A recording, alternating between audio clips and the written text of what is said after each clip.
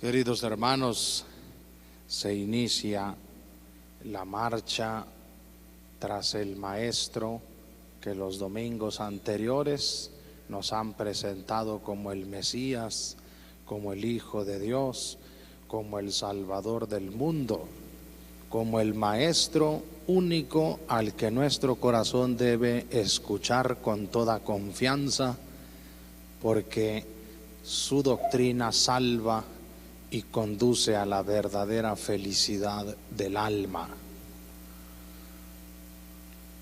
Comienza el Maestro a darnos la primera lección de vida, una lección capital que sintetiza toda la vida, las palabras e incluso el sacrificio de Cristo.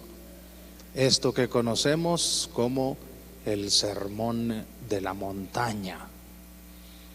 Ya nos lo había preparado la primera lectura tomada del libro del profeta Sofonías, que nos dice: busquen al Señor, ustedes los humildes, los que tienen un corazón todavía capaz de escuchar a Dios y creerle. Muchos presuntos y falsos maestros han venido al mundo y siguen viniendo, y con su modo de ser y sus enseñanzas establecen entre nosotros estilos de vida. ¿Cuántos hay? Fíjense cómo hay quien busca en este mundo solo el interés monetario, hay quien busca solo la diversión, hay quien busca el tener poder y dominio sobre las personas. Hay tantos estilos y formas de vivir la vida en medio de los demás.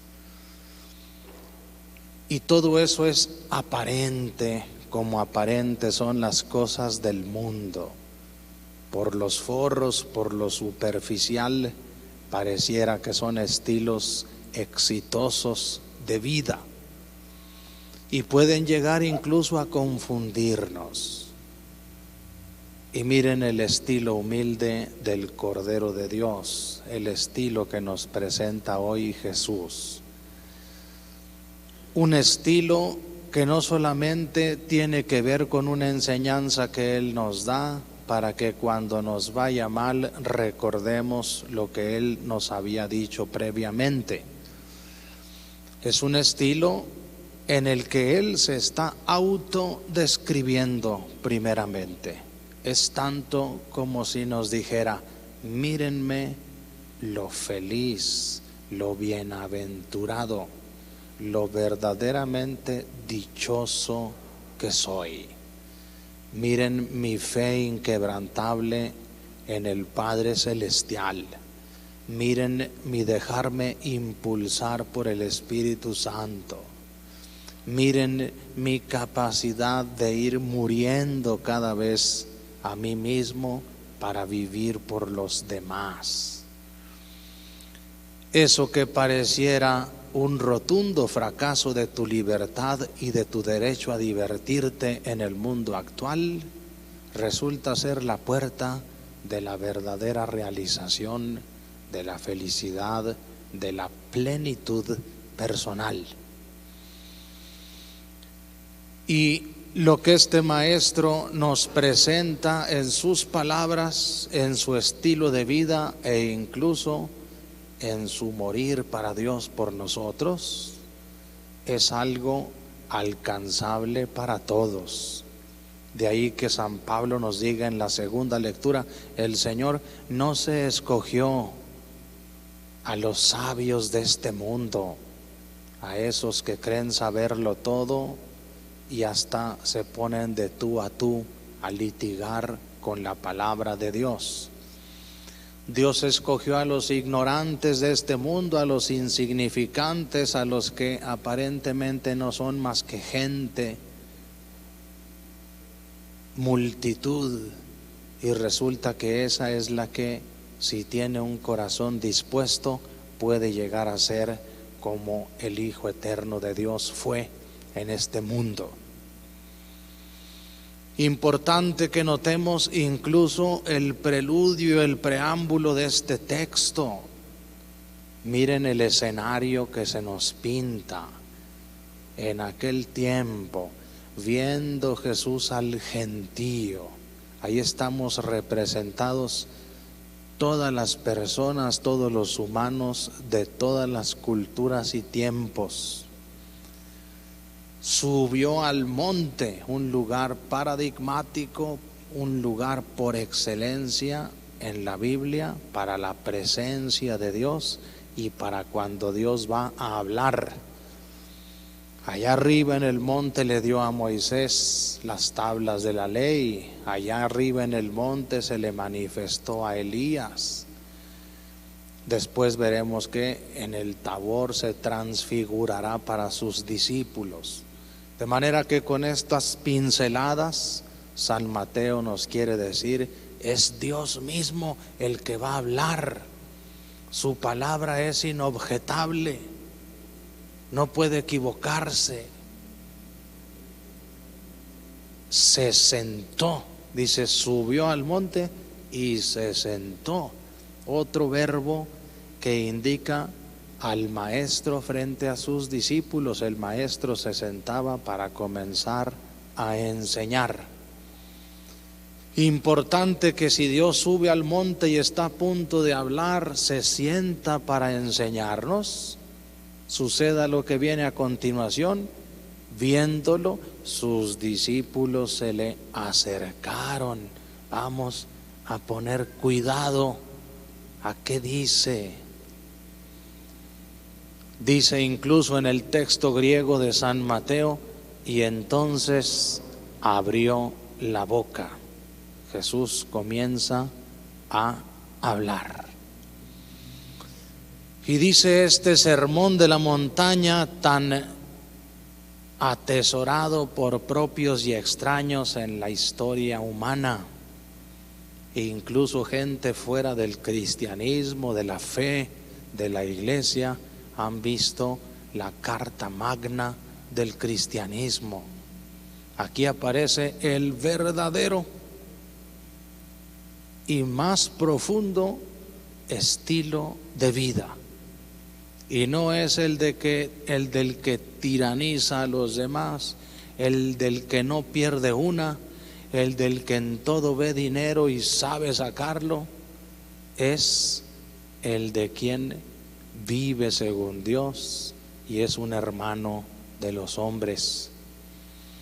Por eso comienza Jesús a decir este catálogo de virtudes excelentes en su persona.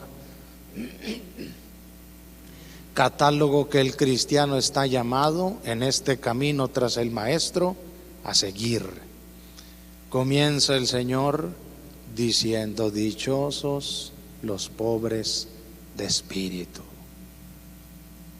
de ellos es el reino de los cielos. No solamente el pobre de espíritu es aquel que está desligado de sus propias pertenencias, también está desligado de sí mismo, desprendido. No se tiene en esa altísima estima, intocable, ante la cual cualquiera resulta que me ofende, o que no me sirve, o que no me da, o que no me hace. Un pobre de espíritu es aquel que se siente creado por Dios, hijo suyo, hermano de los demás, criatura, no rey. De ese tipo de gente es el reino de Dios, porque está vaciado su corazón de orgullo, de petulancia, de egoísmo, de soberbia. Tiene apertura para escuchar a Dios, para dejarse inspirar por el Espíritu Santo e ir por la vida como hermano de los demás. Dichosos los que sufren, porque serán consolados. Jesús, ¿cuánto sufrió? Persecución, calumnias, envidias, hasta incluso un juicio injusto y una muerte cruel. Y fue consolado su Padre lo resucitó al tercer día, como sabemos. Dichosos los que tienen hambre, hambre y sed de justicia, porque serán saciados. Qué importante que Dios nos diga que eso que tiene de manera natural nuestro corazón, un deseo de que este mundo sea siempre más justo, mejor organizado, en el que se nos trate con la dignidad que tenemos a todos, no nomás a unos cuantos. Dichosos, porque van a ser saciados. No son deseos vanos de tu corazón, son conseguibles con la ayuda de Dios, que ya implantó su reino en este mundo. Dichosos los limpios de corazón, porque verán a Dios, quien ha quitado las telarañas y todo eso que no deja ver en el corazón. Aquel que no tiene antes que Dios otras prioridades, otros intereses, otros valores. Aquel que recuerda lo que nos dice la ley de Dios como primer mandamiento: amarás al Señor tu Dios con todo tu corazón, con toda tu mente, con todas tus fuerzas. Ese verá a Dios, no solo en la otra vida, en tantas situaciones de esta vida verá la mano paternal de Dios que se cierne sobre su vida, lo protege y lo auxilia. Dichosos los que buscan la paz, de ellos es este mundo. Serán llamados hijos, hijas de Dios.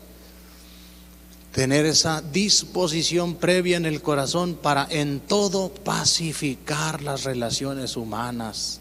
Hoy que hasta se graban en videos por los teléfonos y se difunden por todas partes nuestras rencillas, nuestros pleitos, problemas que pasan en la calle, asuntos ajenos. En vez de promocionarlos, en vez de reírnos, que buscáramos pacificar, meternos en medio para que hablemos y no nos golpeemos, para que nos respetemos y no nos burlemos. Dichosos los que son perseguidos por causa de la justicia, a ellos les pertenece la tierra. Miren cómo Jesús mismo fue perseguido toda su vida en cuanto quiso hacer justicia, en cuanto quiso que el templo de Jerusalén fuera lugar de Dios y no lugar de negocio, y eso le costó la muerte. Pero miren cómo Él es el Rey eterno, el Rey de los cielos, heredó este mundo que Dios creó para nosotros.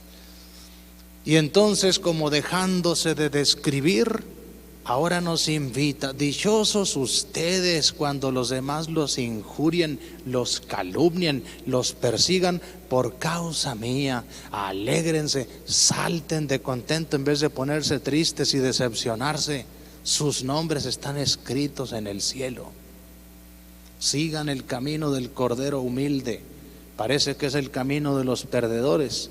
Por ese camino solamente se salva el alma, se conquista la propia felicidad ya desde esta tierra. Hermanos, que este evangelio nos ayude a ponernos en pie todos en nuestras vidas e ir caminando junto con Jesús como aquel gentío que recapitula a tantísimos hombres y mujeres en la historia que lo han seguido y han logrado sus vidas. Vamos a pedirlo en oración, pongámonos de pie.